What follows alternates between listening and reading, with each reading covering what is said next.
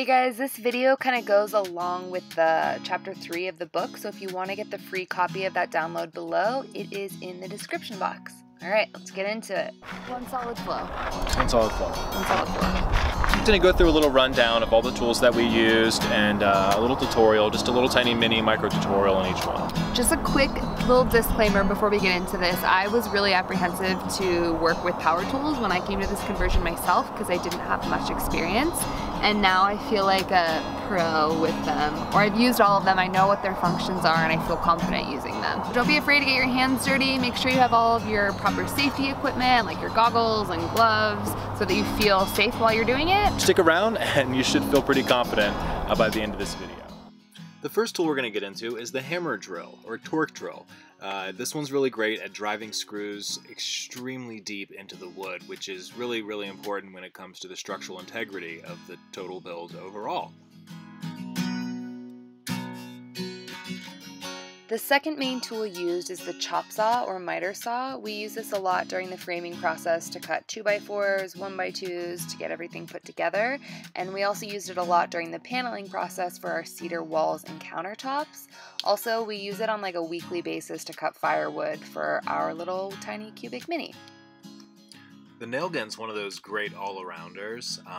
You can fit many different size finishing nails in it, and it's really great for either holding boards in place while you're about to screw them in or wait for the adhesive to dry, or it's perfect for finish nailing, which is what it's actually called, as a finish nailer, because it drives the nails in, and they're tiny little nails, so you really can barely see them, and it's fantastic for putting the nails in your mold and trim.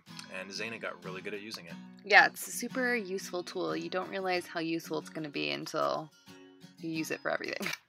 The classic measuring tape. You're going to use this for pretty much everything, so get super familiar with it. It's obviously really easy to use, and yeah.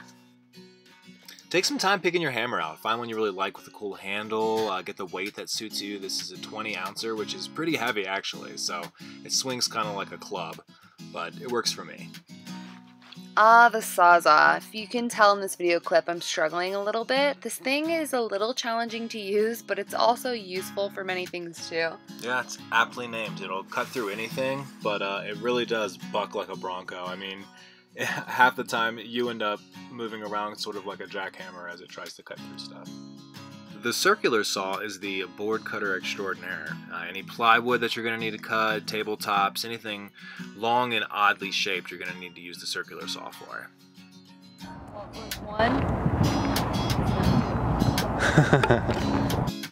I absolutely love this tool. The Pry Bar is amazing during the deconstruction phases to get all the wall panels and ceiling panels off. I absolutely love it. Yeah, you also got to use the caulking gun a lot during the build process.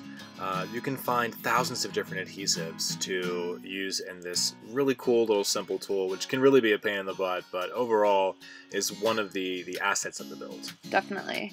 And the Ryobi flashlight we use still to this day. Chad uses it at night when he has to get up to stoke the fire. It's super useful, and it was useful during the build as well. And during the summer, every single night we fell asleep with the Ryobi fan on and put a small battery in it and let it run out of battery, or let the big one on and it would run all night. It was awesome. So we realized we forgot to mention one of the most important tools in the deconstruction process, and that's the grinder.